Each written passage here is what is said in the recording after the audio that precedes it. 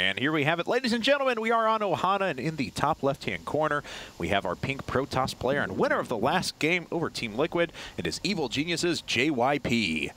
And no GG, good luck. Still all in caps from JYP. Down in the bottom right-hand corner, we have our red Terran player from Team Liquid, the star of last season's Team Arena Challenge 3. It is TaeJa. And TaeJa, I've heard he's pretty good. He's good at this game we call StarCraft 2. Yeah, and he's been on an absolute tear. Yeah, he just dominated his GSL group as well, which people have often said TVT has been maybe the matchup he's most vulnerable in. And his GSL group, he played all Terrans. Yeah, exactly. Yeah. So I mean, he beat MVP, and the other Terran he beat MMA. was MMA. Yeah, that was it. So. All the acronyms are represented very well there. So he's only missing MKP. That's it. Right? Then he'd be. I felt a little bit bad for Mana, I had to say, going into that group, because I was like, oh my God, you have 4-time GSL champion MVP, you have GSL Codes champion MMA, and then you have the hottest player in the world right now in TaeJa. So yeah, that was quite a probably the group of death, if any group was. Yes. And GSL still doing a good job making sure Terrans kill themselves all the time. So well done. I mean, well, they've got to try. They figured Terrans had won enough their championships. So. Of course. Now we're just waiting on because we had OSL where Flash obviously. I'm sorry if I'm saying things to people that, spoiler alert, I guess, but Flash did take out MC pretty convincingly. Of course, it was just one map, but still. All right, so here we have this game, though. It is a PvT, and TaeJa so far not opting for a 1-Rax gasless fast expand, going to open with gas, so not too big of a surprise from him. He loves throwing in a little bit of tech at the beginning of games just to put on additional pressure. JYP, of course, sees this, so he's not going to pull off of gas and go straight for a Nexus. He is going to stick on gas, at least for a little while. Yeah, and we're really going to see what is TaeJa going to do with this. Is he going to do some type of, one base heavy tech play? Is he going to do, a little bit of a harass into expansion? Or, there's so many options that he can really throw out from now. And we're not going to see anything until he kills this probe, of course. Right. So, but he is saving up quite a bit of gas. There we go. And, I mean, he's hoping he can zone that probe out, of course. I mean, TaeJa's not going to let that probe get over to the factory. Oh no, he's got another. Okay. There we go. All right. TaeJa, though, I mean, you're absolutely right. I mean, a lot of players wouldn't take that risk in case it gets revealed, but he's so confident in his ability that he just goes ahead and throws it down anyway. Yep. And of course, JYP wants to know what's going on, so he's currently boosting out that Stalker. And I think when he saw the second Marine come, he knows there wasn't a really fast add-on, so he can probably go ahead and send a Stalker straight across the map. Doesn't have to worry about a Marauder coming out concussive shells quite so soon. And that Stalker should give him a little bit of extra information, and he will see, he will see TaeJa doesn't have that expansion yet, and that'll kind of, cue off a little bit of radars going on in his head. TaeJa does have a second gas that was thrown down as well, so going to be pretty high tech here. We're going to see if it's, all right, already throwing down the tech lab too, so we could see quick look Banshees. It's almost looking like a game from about a year and a half ago, as JYP's already thrown down robotics facility and a second gate off of one base. Yeah, it's a little interesting decision there. I mean, the longer you slow your expansion, the less units you're going to end up having if they do eventually like a one base all-in, just because you are going to throw that Nexus at some point, and the later you throw it down, the less it pays off before they hit.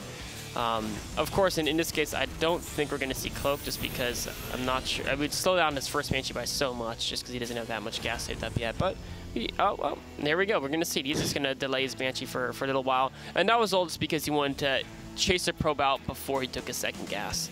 Now, of course, the problem is the robotics facility is already down, so JYP will certainly have a little bit of observer control, but we've seen that even when observers are in place, Banshees can still do some very significant damage. Yeah, and playing a one-base Protoss, you have to take almost 0 damage against that Banshee. If you expand quick, you can afford to lose, 4 or 5 probes, but with the build JYP's happening, build JYP's doing, he needs to really wisen up to the Banshee. Where is that observer right now? It is, there it is. Okay, just heading out. So it should get there in time for him to build a second observer and get Stalkers everywhere, and he should have all his bases covered, but TaeJa's got some sick Banshee control, so we're going to see if he can make something happen anyway. Yeah, when I was saying that we've seen players that have done pretty good, even though Cloak Banshees are revealed, I really meant TaeJa, because he still somehow finds his way. I remember he had this huge one-base build against a two-base Terran player. I forget what the map was. Picked up on right away. It was like, oh, well, that's neutralized. realize that's 200 down the drain, you know, still manages to walk away with 14 kills. So it's just somehow TaeJa can just find a way to make it happen. And his command center is barely slower than Nexus, so he doesn't even depend on getting a bunch of worker kills. Any kills he can get actually can just turn into an economic advantage. And TaeJa, of course, does see this observer. He's just waiting for the energy to build up, but it's still quite a long way away. And especially going Cloak Banshee, any observer he can kill is just huge. And that actually denied this observer from explicitly seeing the Banshee as well. He may suspect it, but he doesn't know that it's there. Yeah. He does have a second observer somewhere. Oh, he's got his main covered, so he should be denied that Banshee. Of course, look how quickly TaeJa uncloaks. Yeah. That was just, he saw the observer and he's like, you know what, I'll save my energy for a time when maybe I can use it better. That is just such a high-level move. So many Terrans, even some of the world-class ones, will just let that cloak run out. And then they won't have it for future use like right now, where it's going to save them from getting hit by a couple stalkers. And he's able to pick off a pylon as a result of it. So, well done. And here's another Banshee sneaking in. What does JYP have to deal with? He should anticipate this. What does he have? He's got an Immortal. That does not help too much. No, that actually dies to an attack helicopter that can't be shot. So we're going to see at least 4 kills here, probably, although the Banshee doesn't quite. He's going to get. There's a 4th kill, or 3rd kill. Yeah, he has 2 of them very low at the end, but just kind of weird positioning. One slipped ahead of the other. So, but yeah, TaeJa still manages to pick off a couple of units there. I think he retreated home. Yeah, he's going to repair up this Banshee and be able to use it later on. But he's got a pretty good idea of what his opponent is up to. He can see pretty much all the tech that's available. So he's preparing with a couple of bunkers back at home. Yeah, and look at that production tab. Now all of a sudden everything's exploding. He's starting to train back up his SCV production. He kind of quit that for a bit just to get those bunkers up. Meanwhile, stim, concussive shells, and this is the whole idea of this opening, is the Banshees kind of pin your opponent back so you don't have to be worried about any timing. And even if you don't do damage, they can't come out and kill you. You can just develop, you know, I think he built 2 E-base, so he's going to have this sick upgrade advantage. I believe so as well. Yeah, they're at the back now, so. Yeah. And there he goes, just starting the upgrades right now. JYP trying to push through up at the front, but there's already a couple of bunkers here, and even though there's an Immortal protected by a couple of sentries. Okay, so he's just going to go around the side. Yeah, but, this could be bad for TaeJa. He's going to pick up fast enough to get out of there. Nice pickup. Yeah. There's just a couple Marines here, and it just barely escapes. That could have gone really badly. If he lost those units, then, of course, JYP could have walked up and just finished the game, but there's no way, especially using those force fields up now, that JYP can actually expect to get that ramp. Stim wasn't even close to finish there, so no possibility of TaeJa being able to engage that, and he does the right thing by picking up. Of course, the Marauder was picked off almost immediately by the Immortal. Immortals are so effective against them. And we'll see now what TaeJa can do. It looks like he's just going to pick away at this pylon. He's just so good at being annoying at all times. Yeah. I mean, it's basically free damage, and while it's not going to do much, there's a possibility your opponent won't react in time, and then, you know, you maybe even get the pylon, maybe even a probe or 2 as well. All right, so TaeJa asserting his force on the map just a little bit. Looks like Concussive Shell was done, but he wasn't able to get that Marauder to the front in time to snag another shot on it, and the Stalker will escape. But TaeJa, I don't think he has a 3rd base on the way yet. No, he's powering really hard off of 2 bases. We might see him do a little bit of poke with 1-1, but he's definitely got the army there. He's going to just make this giant 2-base army, then play to deny to Protoss' 3rd. That's a play that Jokshi's really popularized. Yeah. But we can see here JYP actually has no intention of taking 3rd anytime soon. He's getting double forges. He's getting Twilight Council. He's basically, they're both playing almost the same game. Just a heavy 2-base powering build. TaeJa might have wisened up to that now that he notices there's no 3rd in sight from JYP. So he's going to say, okay, I'll take my own 3rd. Maybe it's later than your standard 3rd, you know, at the 12:30 starting a 3rd. Right. But at least this way, you know, I'll get an advantage, and I can still, I've already got my amazing barracks production. I think he's on, what, 5 or 6 barracks up? Yeah, 5 barracks, I believe, yeah. so. So he already has great production. He can still play the try to deny to Protoss 3rd. Okay, so TaeJa has a pretty stout force in the middle of the map. Of course, the upgrades are going to come along quite efficiently for JYP here in a second, but TaeJa got that critical start, and that's really what he wanted as well, because if you fight, I go back to the Creator Prime style of PvT, or at least it was for quite a while.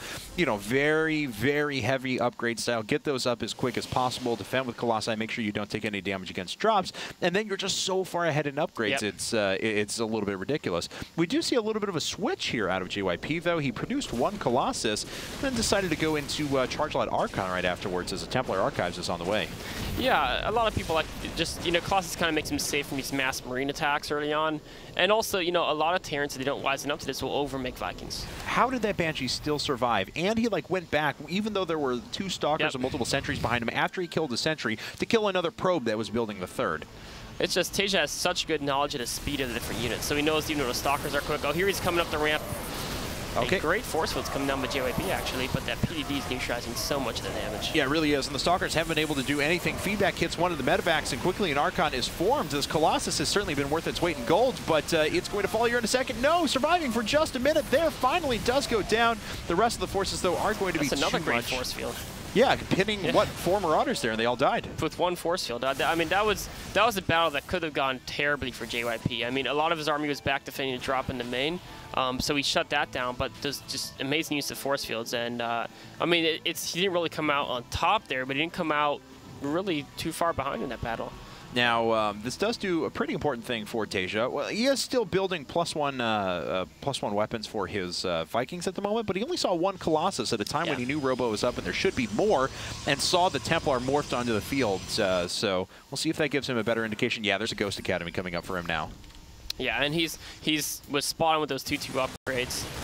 And he's actually resuming, he cut SCV production a long time, which is just the style of that 2-base powering build. He wanted to focus more on units. Now he's snuck in 1 or 2 more, but I think he's still going to stay on pretty low SCV count.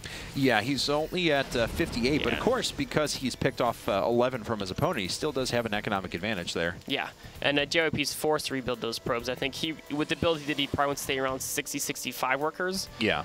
Maybe going up to 70 as his 3rd finishes.